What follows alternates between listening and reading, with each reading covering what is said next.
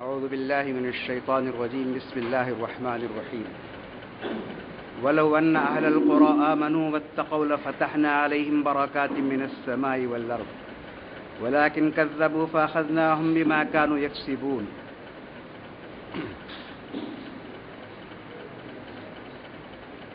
سورہ اعراف کی ایک آیت جسے آج آپ نے پہلی رکعت میں سماعت فرمایا. فرماتا ہے اللہ تبارک و تعالی اگر یہ بستی والے، یہ شہر والے ایمان لائے ہوتے اور اللہ کے احکام کے مطابق زندگی بسر کیے ہوتے تو کھول دیتے ہم ان پر آسمان کی برکتیں اور زمین کی برکتیں. ولیکن کذبوا، مگر افسوس کی بات کہ انہوں نے جھٹلایا. فاخذناہم بما كانوا یکسبون، تو ہم نے ان کو اپنی پکڑ میں لے لیا اس وجہ سے جو یہ کرتے تھے. تو دیکھیے اللہ تبارک و تعالی فرماتا ہے کہ اگر کسی بھی بستی اور شہر کے لوگ ایمان اور عمل صالح کے ساتھ اللہ کے احکام کے مطابق اگر زندگی بسر کرتے ہیں تو اللہ تعالیٰ ان پر رحمتوں اور برکتوں کے دروازے کھول دیتا ہے، آسمان سے بھی اور زمین سے بھی. اندازہ لگائیے ان کی زندگیاں کیسی ہوں. یہ سورہ اعراف کی ایک آیت تھی. اس کے کچھ احکام میں نے آپ کو بتائے. اعراف کیا ہے اور اہل اعراف کیوں ہی یہ میں نے بتایا، اور پھر دعا جو اس کے اندر ایک تھی وہ بھی میں آپ کو بتایا کہ اس دعا کی تاثیر کیا ہے. یہ سورج جب شروع ہوتی وہاں بھی ایک مضمون ہے اور یہاں بھی ایک مضمون ہے، ایک ہی مضمون ہے. اللہ تعالیٰ نافرمان قوموں کے بارے میں فرماتا ہے. شروع میں بھی اس نے فرمایا کہ اللہ تعالیٰ کی نافرمانی سے بچو، یہ اللہ تعالیٰ کی بنائی ہوئی یہ دنیا ہے، ہم نے تمہیں اس دنیا کے اندر امن و امان قائم کرنے کے لیے بھیجا ہے، اور یہ امن و امان اور یہاں سلامتی اللہ تعالیٰ کے احکام پر عمل کرنے ہی سے ہو سکتی ہے. اگر تم نے اس کی خلاف ورزی کی تو اللہ تعالیٰ کا عذاب آ سکتا ہے، اور اللہ تعالیٰ کا عذاب کب آئے گا تم یہ جان نہیں سکتے. شروع کی آیتوں میں اللہ تعالیٰ نے یہ بتایا، شروع کی آیت میں جب سورج شروع ہوتی ہے کہ دوپہر کا کھانا کھا کر تم 10-15 منٹ کے لیے لیٹے ہوگے، جسے قیلولہ کہا جاتا ہے عام طور پر. اللہ تعالیٰ کا عذاب تمہیں اپنی گرفت میں لے لے گا اور پھر تم کبھی نہیں اٹھو گے، ہمیشہ کے لیے ختم ہو جاؤ گے. یہ شروع آیتوں میں فرمایا. اور یہ درمیانی آیتوں میں فرماتا ہے اللہ تعالیٰ افامن اہل القریٰ ان یاتیہم باسنا بیاتا وہم نائمون، کیا محفوظ رہ جائیں گے کوئی شہر والے کہ ان کے پاس ہمارا عذاب ایسے وقت میں آئے گا، رات کے وقت میں آئے گا، وہ لوگ سب سو رہے ہوں گے اور سب کے سب ختم ہو جائیں گے، صبح کا دیکھنا انہیں نصیب نہیں ہوگا. او من اہل القریٰ یاتیہم باسنا ضحی وہم یلعبون، یا ایسا بھی ہو سکتا ہے کہ کسی شہر کے اندر اللہ تعالیٰ کا عذاب صبح کے وقت آئے گا جبکہ وہ لوگ کھیل رہے ہوں گے، اپنی تفریحوں میں ہوں گے اور اپنے مشغلوں میں مصروف ہوں گے، اور اللہ تعالیٰ کا عذاب ان کو پکڑ لے گا. افامنوا مکر اللہ، اللہ تعالیٰ کے پکڑنے کی جو تدبیریں ہیں اس سے کوئی شخص بچ نہیں سکتا، یہ فرمایا اللہ تعالیٰ. تو شروع میں بھی یہ بات آئی اور یہاں بھی دیکھیے 2 مرتبہ آئی اور سارے وقت بتا دیے گئے کہ اللہ کا عذاب صبح سویرے بھی آ سکتا ہے، ضحیٰ کی جب پڑھتے ہیں اس وقت بھی آ سکتا ہے، اور اللہ کا عذاب دوپہر کا کھانا کھا کر جب آدمی لیٹتا ہے آرام کرنے کے لیے اس وقت بھی آ سکتا ہے، اور رات میں جب آرام کی نیند سوتا ہے اس وقت بھی اللہ تعالیٰ کا عذاب آ سکتا ہے.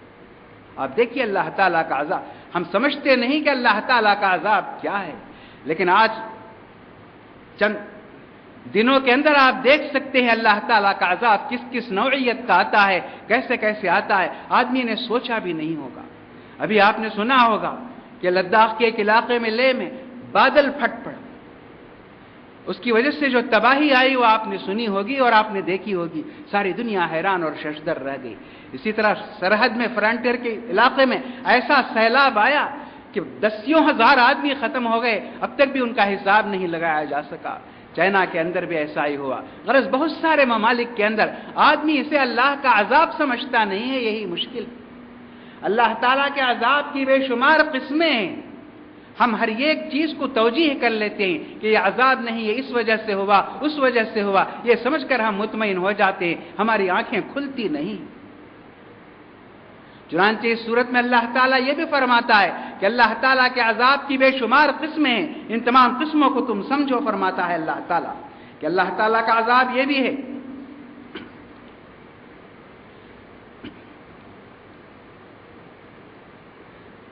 ارسلنا علیہم الطوفان، طوفان کے ذریعے بھی اللہ تعالیٰ کا عذاب ہے۔ طوفان آتا ہے، سیلاب آتا ہے، زبردست بارش آتی ہے اور بارش روک دی جاتی ہے، آندھیاں چلتی ہیں اور ہواؤں کے ذریعے بھی، والجراد والقمل والضفادع، اور ایسے ایسے جانور اور ایسے کیڑے مکوڑے اللہ تعالیٰ پیدا کرتا ہے کہ ان کا بھی ایک عذاب ہے، یہ بھی ایک عذاب ہے، سمجھ لیجئے، یہ مچھر، یہ کھٹمل، یہ مکھیاں اور ایسی بہت ساری چیزیں اللہ تعالیٰ مینڈک کہتا ہے اور دوسری چیزیں ٹڈی کہتا ہے، جوئیں کہتا ہے، خون، اور ان تمام کو بھی اللہ تعالیٰ عذاب کہتا ہے۔ تو اس دنیا میں جو بھی چیز ایسی غیر معمولی آتی ہے یہ اللہ تعالیٰ کا عذاب ہے۔ ہم اسے اللہ تعالیٰ کا عذاب نہیں سمجھتے، ہم یہ سمجھتے ہیں کہ اس وجہ سے ایسا ہوا، اس وجہ سے ایسا ہوا، ایسا ہوا، ایسا نہیں۔ اللہ تعالیٰ کے عذاب کی بے شمار قسمیں ہیں، اور ان تمام کا مقصد یہ ہے کہ انسان اللہ تعالیٰ کو یاد کرے اور اپنی زندگی کا جائزہ لے کہ ہم سے کیا غلطی ہے، کیا کوتاہی ہے اور ہم سے کیا غفلت ہو رہی ہے، اس کا ہمیں خیال کرنا چاہیے۔ تو اس کے لیے یہ عذاب آتے ہیں۔ تو سورہ اعراف کے کچھ مضامین آپ سن چکے، اب باقی مضامین آپ یہ دیکھیے۔ یہ کہ اللہ تعالیٰ کا حکم یہ ہے، خذوا زینتکم عند کل مسجد، فرماتا ہے اللہ تعالیٰ، جب جب تم مسجد کی طرف آؤ اچھے سے اچھا لباس پہن کر آؤ، کہتا ہے اللہ تعالیٰ، کیونکہ اللہ تعالیٰ کا گھر ہے، یہ اللہ تعالیٰ کا دربار ہے۔ انسان کے پاس مرتبے ہی، حیثیتیں ہی، جتنا بڑا دربار ہے اتنا اچھا وہ پہن کر جاتا ہے، سنور کر جاتا ہے۔ تو اللہ تعالیٰ فرماتا ہے خذوا زینتکم عند کل مسجد، کہتا ہے مسجد میں جب جب تمہیں آنا ہو تو اچھے سے اچھا بن سنور کے تم آؤ، اچھا لباس پہن کر آؤ، فرماتا ہے۔ تو یہ ایک تو سنور کر آؤ، زینت کے ساتھ آؤ، فرماتا ہے، اور دوسری بات جو چیز نقصان پہنچاتی ہے اس نقصان کے ساتھ تم اللہ تعالیٰ کے گھر میں نہ آؤ۔ یہ فرمایا اللہ کے رسول صلی اللہ علیہ وسلم نے۔ پیاز، لہسن اور اس قسم کی چیزیں جن سے بدبو آتی ہے ان سے بھی تم بچو، یہ کھا کر مسجد کو نہ آؤ، یہ کہا۔ تو ان سب چیزوں میں دیکھیے ہم کتنی پابندی کرتے ہیں۔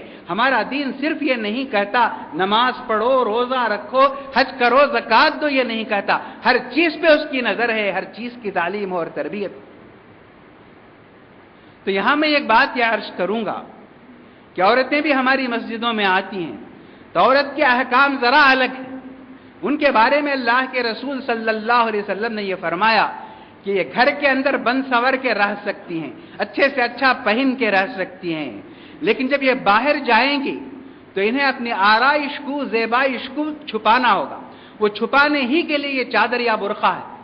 چادر اور برقعے کی حکمت اور مصلحت یہ سمجھ لیجئے، تمام اہل علم نے یہ لکھا ہے کہ چادر اور برقع تین چیزوں کو چھپانے کے لیے: زینت البدن، بدن کی زینت کو چھپانے کے لیے; زینت الحلی، زیورات کی زینت کو چھپانے کے لیے; زینت الثیاب، کپڑوں کی زینت کو چھپانے کے لیے برقع یا چادر اوڑھی جاتی ہے۔ تو آدمی، عورت اندر کیسے بھی کپڑے پہنے، اچھے سے اچھا کپڑے، لیکن اوپر جو سب سے آخر کا کپڑا ہوگا وہ بہت ہی معمولی ہونا چاہیے۔